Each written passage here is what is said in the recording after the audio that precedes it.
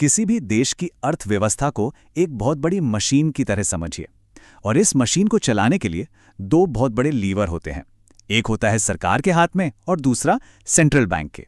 आज हम इसी दूसरे लीवर यानी मौद्रिक नीति को गहराई से समझेंगे और जानेंगे कि ये हमारे पैसों और हमारी जिंदगी पर कैसे असर डालता है।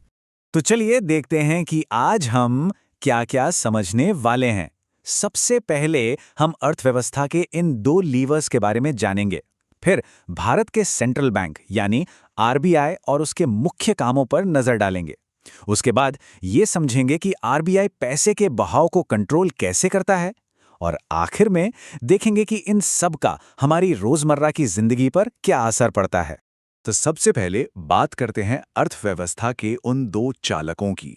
एक तरफ है सरकार और दूसरी तरफ है सेंट्रल बैंक।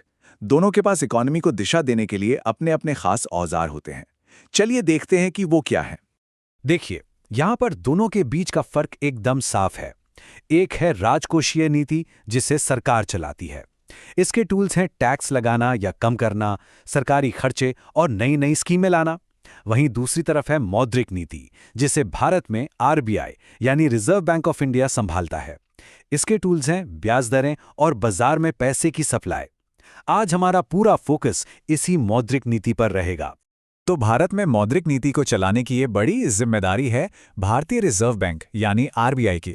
चलिए इसके इतिहास पर एक छोटी सी नजर डालते हैं कि ये बना कैसे। आरबीआई की कहानी आज़ादी से भी पहले शुरू होती है। साल 1926 में हिल्टन यंग कमीशन ने एक सेंट्रल बैंक की ज़रूरत बताई। फिर 1934 में आरबीआई एक्ट पास हुआ और आखिरकार 1 अप्रैल 1935 को आरबीआई की स्थापना हो गई। लेकिन तब ये एक प्राइवेट बैंक था। आज़ादी के बाद 1949 में इसका राष्ट्रीयकरण हुआ, मतलब ये पूरी तरह से सरकार के कंट्रोल में आ गया। तो ठीक है, आरबीआई बन गया, लेकिन ये असल में करता क्या है? क्या इसका काम सिर्फ नोट छापना है?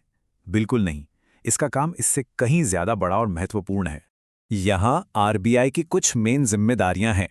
ये नोट तो जारी करता ही है, साथ ही ये सरकार के बैंकर का भी काम करता है। आईएमएफ और वर्ल्ड बैंक जैसी जगहों पर भारत को रिप्रेजेंट करता है। देश के सारे बैंकों का रेगुलेटर भी यही है।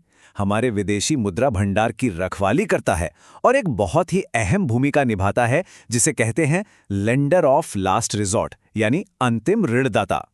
ये अंतिम ऋणदाता का मतलब क्या है? इसको ऐसे समझिए कि अगर कोई बैंक बहुत बड़ी मुश्किल में फंस जाए और कोई उसकी मदद न करे, तो आखिरी उम्मीद आरबीआई होता है। वो आगे आता है और उस बैंक को डूबने से बचाता है।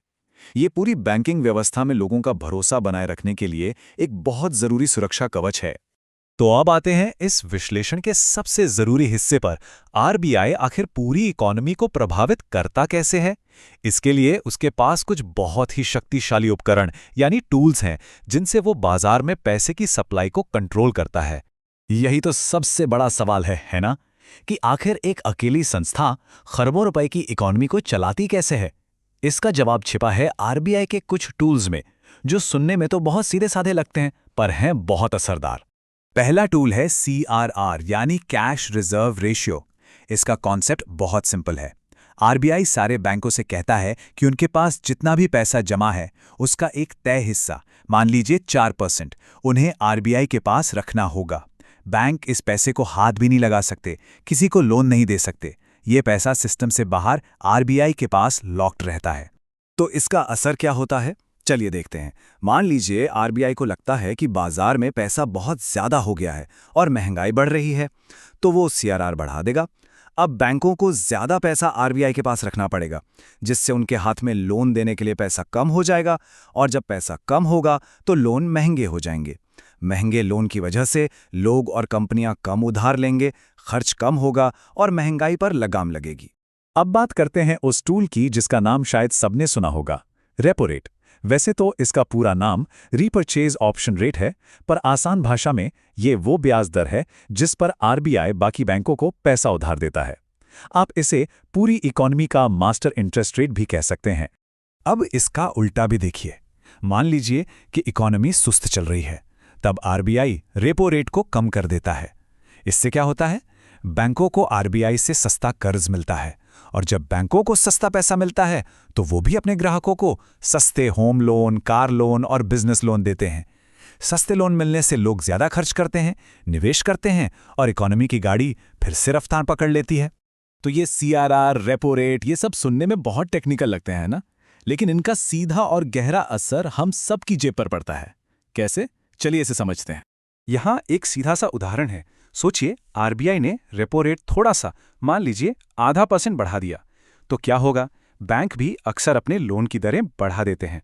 तो जो होम लोन पहले 8.5% पर मिल रहा था, अब वो सीधा 9% पर मिलेगा। तो इसका मतलब क्या हुआ? इसका सीधा मतलब है कि नए लोन पर EMI यानी आपकी मासिक किस्त बढ़ जाएगी। घर खरीदना, गाड़ी खरीदना, ये सब थोड़ा और महंगा हो जाएगा। इसीलिए आरबीआई की हर मॉनेटरी पॉलिसी मीटिंग पर सबकी नजरें टिकी रहती हैं। और आखिर में ये सब हमें सेंट्रल बैंकिंग की सबसे बड़ी चुनौती पर ले आता है। आरबीआई के पास ये सारे उपकरण तो हैं, लेकिन असली कला संतुलन साधने में है। ये कुछ गाड़ी चलाने जैसा है। रेपो रेट और CRR उसके एक्सेलरेटर और ब्रेक हैं। अगर महंगाई रोकने के लिए बहुत जोर से ब्रेक लगा दिया तो ग्रोथ की गाड़ी ही रुक जाएगी, और अगर ग्रोथ के लिए एक्सेलरेटर ज्यादा दबा दिया तो महंगाई आसमान छूने लगेगी।